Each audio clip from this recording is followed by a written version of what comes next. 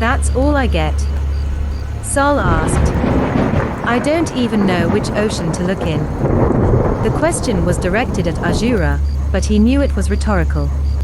He also knew he was lucky to get even that. He dragged his wiry grey body out of bed, and went over to the wash basin to splash water in his face and blink red eyes at himself in the mirror.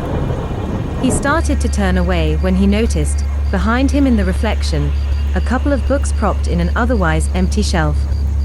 He turned, walked over, and lifted the first. Tales of Southern Waters, it announced. He nodded his head and opened the second.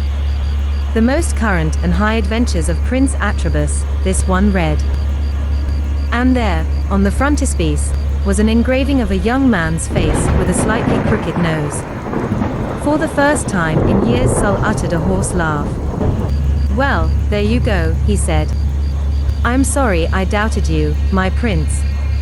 An hour later, armed and armored, he rode south and east, toward madness, retribution, and death.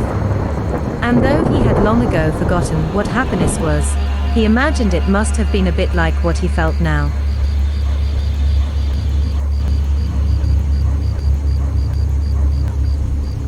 A pale young woman with long ebon curls, and a male with muddy green scales and chocolate spines, crouched on the high rafters of a rotting villa in Lilmoth, known by some as the festering jewel of Blackmarsh.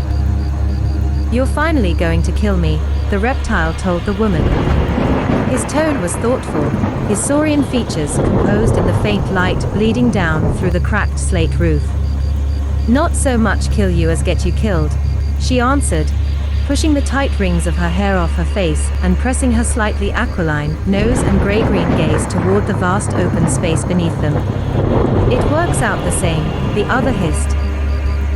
Come on, Glim, Anaig said, tossing herself into her father's huge leather chair and clasping her hands behind her neck. We can't pass this up. Oh, I think it can be safely said that we can, Mirglim replied. He lounged on a low weave-cane couch, one arm draped so as to suspend over a cypress end table whose surface was supported by the figure of a crouching Khajiit warrior. The Argonian was all silhouette, because behind him, the white curtains that draped the massive bay windows of the study were soaked in sunlight.